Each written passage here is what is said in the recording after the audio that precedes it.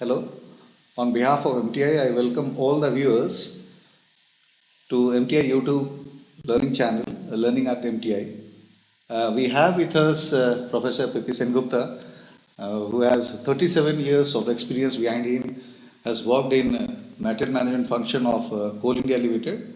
When he left Coal India Limited, he was Chief General Manager. Subsequently, he joined as full-time professor in Indian's Institute of Social Welfare and Business Management in Kolkata. Currently, he is working as a technical advisor to Chairman, West Bengal Mineral Development Corporation. Sir is here for a program on contract management. We have roped him for this interview session. Sengupta sir, I request you to share your insight as to why is that contract management is becoming so important nowadays, and why it is so important for our managers to know about the contract management. Okay, thank you for calling me. Basically, contract management is a multidisciplinary knowledge area. Okay, here, but if you look at any organization, you'll see that the organization has two important partners. One is your suppliers, and another is your customers. Okay? No organization can survive without suppliers or contractors. What connects the organization with the suppliers and the customers is contracts. Some business relation, whenever we build, it must be done through a contract, whether oral or written or implied. Okay. So, today we have seen in India that many of the mega projects have failed. 6 out of 10 mega projects have failed because of poor contract management. You build a business relation with your contractors and your suppliers as well as your customers, but when you build a relation, you forget to look at the important aspects, how to convert your contract documents, which are static pieces of documents, into strategic assets. Secondly, why it is important to understand the basic principles, fundamental principles of contract management is that basically a contract deals with uncertainty and risks. Why did the projects fail? The projects fail because we have not thought of the contingencies, of the uncertainties during the execution stage. So today, for every manager, whatever discipline is working, he may be in finance, he may be in legal, he may be in materials management or technical departments, or even in HR, you must understand. In HR guy also interested to contract. A recruitment offer is also a contract, isn't it? So, for every discipline, every level of managers must have basic understanding of what is a contract, how a contract is executed, what are the obligations created by a contract, mutual obligations created by a contract. That's the importance. Okay. Sir, as you had given such a splendid input on the topic FIDIC and World Bank contracts. As we all know that in the context of contract management, we have two important milestones in the global journey towards best practices in contract management. One of them is FIDIC and another is World Bank procurement procedures. So I just request you to share the insight to our viewers as to what FIDIC is and how it helps the procurement managers and manager in general. Thank you. Good question. Because my topic today was about these two subjects only, FIDIC and World Bank. And as far as FIDIC is concerned, this is a body of consulting engineers, 100-year-old body. They have come up with designing different COCs, as we call it. COC means conditions of contract, for different scenarios. That is the importance. When FIDIC started their journey, they came out with a document which was very, very popular, which was called the Red Book. And with the passing of time, this is the history I'm talking about, the different books. These books are all denoted by the colors of their covers. Some of them are called red books, some of them yellow books, there are gold books, there are silver books, there are orange books. Okay, so the FIDIC started their journey with the red book, and when they understood that the red book is not good enough, when you give the responsibility of design to the contractor, the red book is not able to deal with the different scenarios and obligations which are created in the contract. So they came out with the yellow book. Yellow book was basically for plant and design, not for normal civil construction or other construction projects. Okay, so that was the second milestone. That was the yellow book. Then with the evolution, this all evolves. Contract documents and contract clauses are all evolved over the years because of inputs from the different experts, from legal experts, from engineering experts, from managerial experts, project management experts. So they give their inputs, and so firstly we started with the red book, the journey I am just briefly describing, then we went into the yellow book. So, sir, I would just like to interrupt. Is there any framework against which you have the color coding, red, green, or yellow? No, not really. Not really. There is no rationale given for assigning the colors, but they are basically very distinct colors so that it can define. Earlier, you remember in the context of eczema, we had a red book and a blue book, isn't it? So similarly, color-coded books so that you can easily remember what is that. For example, if I say a silver book, you immediately understand this is for a turnkey contract. Yeah. Okay. Then we have the orange books. It is design, build, and maintain for a smaller period. Then you have the gold book, when the period of maintenance and handover is prolonged, even for 20 years. Then you have a gold book. Okay. Sir, I was based to understand that these books are basically about the involvement level of the contractor in the contracts. Is that so? In one way, yes. But it also looks at the perspective of the employer. If you look at the contract management scenario, there are 4 entities there. One is the employer, one is the contractor or the supplier, one is a dispute resolution mechanism, DAB is called, and the last one is an independent engineer. And this concept of independent engineer was introduced by FIDIC only, nobody else.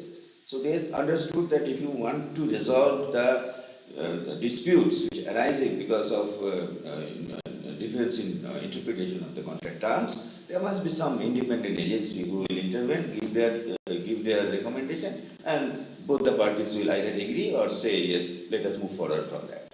So that is basically what we are trying to do in a FIDIC contract is we are trying to say that even if there is a difference of opinion, even there is a difference in understanding or interpreting a contract term, let us go on and continue the project. We do not stop it. And the FIDIC COCs, they are very, very clear about how to continue the contract, execution of the contract, and how, if there is a resolution of the disputes, and what happens to both the parties, how it will be equitably divided.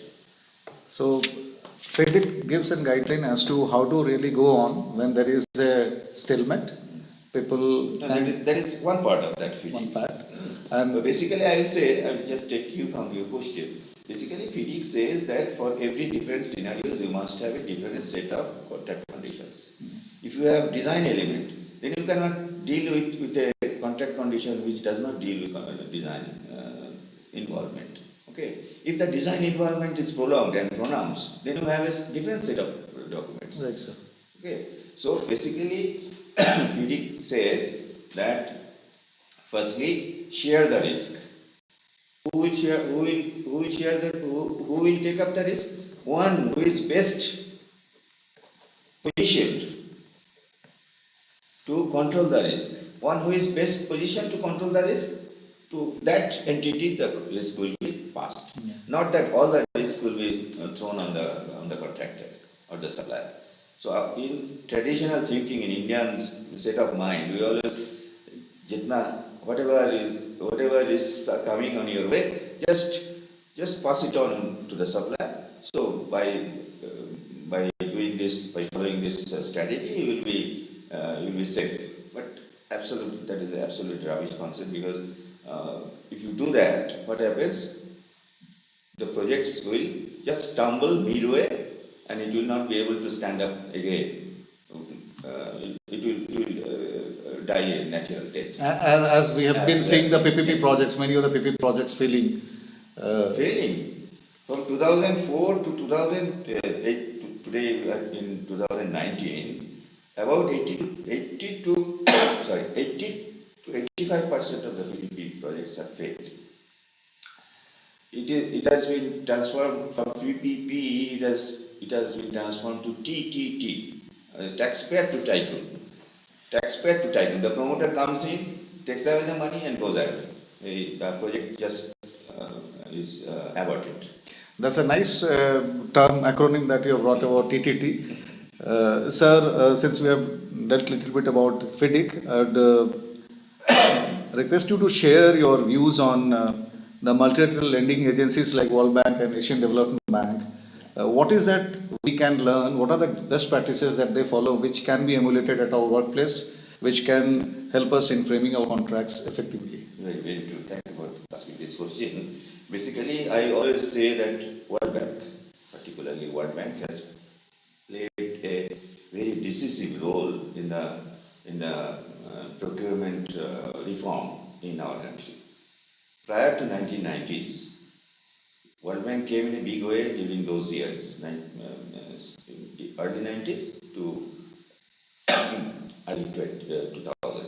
This period was many multilateral projects were approved, World Bank funds were coming, and while implementing this projects, project tied credits, they are all, what they came out with a standard bidding documents.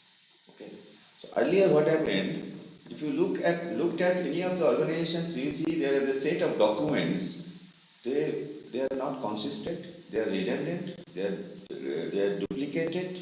There are contradictory clauses inside even one section of the document. Okay.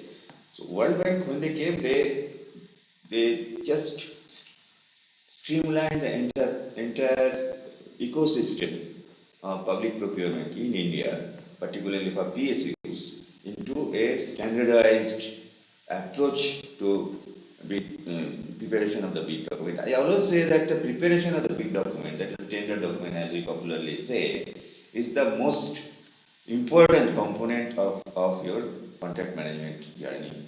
So if you have 100 hours to your disposal, spend 70 hours in designing the contract document, means the bid document.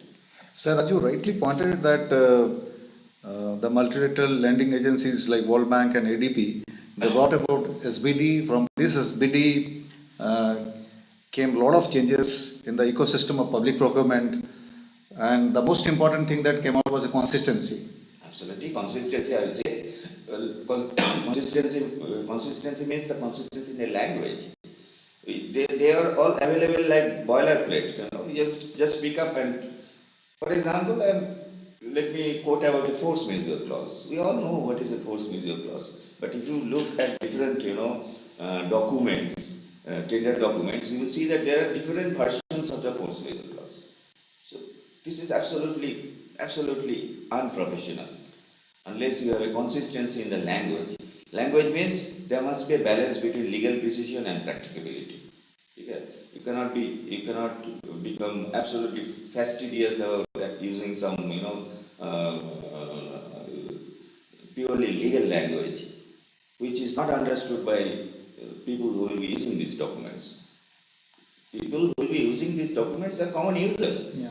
He may be engineer, he may be accounts officer who pays, the engineer who inspects the material. So it must be understood. It must be understood by plain English. So that is what they achieved. Consistency, elimination of duplication, elimination of redundancy, elimination of contradictory clauses inside the same document. So that is a great achievement, I will say, of World Bank, which they brought into India. And we must thank World Bank as an organization for bringing this silent procurement reform. Sir, if I would request you to share key takeaways from the World Bank procurement procedures, what is that you would pass on to our viewers, those who didn't get an opportunity to attend your class? If you can share with our viewers, and that would be quite beneficial for them. Thank you so much. Actually, my session were on two topics. One was FIDIC terms and conditions, another was World Bank procurement procedures. Since I worked in the World Bank projects also, I had some, inside view of what happens. I always take pride in saying that there are 90 packages in Coal India, where I was working as Chief General Manager. All these packages were completed, the contracts were awarded within 30 days, within 90 days of opening of the bids. So during that time, I am talking about 2000. Is there any specific date within which you have to complete as per the World Bank procedures, or there is nothing that is the time frame that we voluntarily said that you had voluntarily set for yourself? And the vendor community, they also cooperated in a big way. Yeah. Unless they give a good bid, which is clear to understand, so it is not possible. So when you are talking about the takeaways, there are two kinds of takeaways. One is from the FIDIC point of view, another is from the World Bank point of view. Take a World Bank procedure point of view. FIDIC point of view say, if I look at the procurement landscape from the FIDIC point of view, the one sentence takeaway is that do not reinvent the wheel. The wheel is already there. There are best practices which have evolved over 100 years by stakeholders, dialogues and discussions from all kinds of experts, legal experts, engineers, technical, techno-commercial experts, HR people. Everybody has contributed in that. Okay.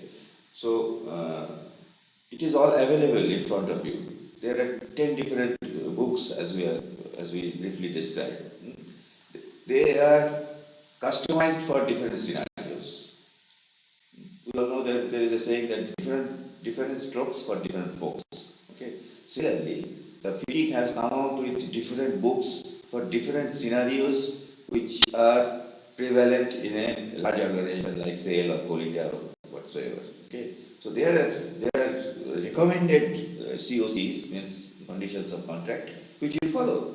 You do not reinvent the wheel again. So this is the first takeaway. Second takeaway is that we must break away from our mental shell that all the risks have to be showered or pushed to the contractors or the suppliers, and to treat the contractors and suppliers as adversaries. We must treat them as our partners in the journey. Okay? This is what the FIDIC says to us. So risk must be equitably shared between the employer and the contractor, and for every contingency. I'm very fond of saying that it is like writing a software. If there is an if statement, if then statement, there must be else then statement. Yeah. If you build a obligation in the contract that you have to do this, you must build a remedy into the contract. If it is not done, what are the remedies in your hand? Unless you do this, for every if statement, unless you build a else statement in the contract, which FIDIC tells us. For everything there is a scenario, and for that scenario, what are the strategies you will adapt? Very clearly, they say. Sir, if I would ask you, if everything was available, we have plethora of items, material available in the internet, so why is that all of the projects that are failing, people are still unable to learn from them and maybe trying to bring in those best practices into the contracts? What would be your key messages to our viewers so that henceforth they would start framing the contracts effectively? I will say that attitudinal change is more important rather than skills and knowledge. Skills and knowledge are available. you can read a book and gather knowledge. But attitudinal change, what I discussed with you, is that treating your suppliers and contractors as partners is attitudinal change. Whenever you think of your contractor or a supplier, some image comes into your mind, isn't it? It's an adversary, it's a party. Party is a legal term. Yeah. On one hand, one party, on another hand, another party. This is a standard, legal documents we draft. So that attitudinal change is a big, I would say, requirement today. If somebody wants to be a successful contracts manager, attitudinal change to look at your suppliers and contractors as a partner and share the risk in a fair, just and transparent manner. And also, you should have an uncanny sense of seeing through what are the possible roadblocks and I will not maybe say uncanny sense. It is not rocket science. What is required is a little bit of imagination. What can go wrong? If you can imagine what can go wrong alone or in a cluster, then for every, as I said, for every if, every uncertainty, you will have an answer which is built into the contract. If you do that, if you build a scenario in the contract that if this happens, this is my recourse, not only for you, for your contractor also. If I do not pay, for example, it is a major obligation of the employer to pay in time to the supplier, isn't it? And if I do not pay, then what is the recourse available to him? Yeah. So that is all very well defined in all the books, as we are talking about FIDIC, as well as in the World Bank procedures. World Bank, if I look at the FIDIC landscape, what was the output? The output were a series of books: red book, yellow book, orange book, silver book, gold book, white book, all these books. And what are the outputs we got from World Bank procedures? We got the SBDs, that is standard bidding document. There are 23 different standard bidding documents which are available in the public domain. Only we can anytime you can download them.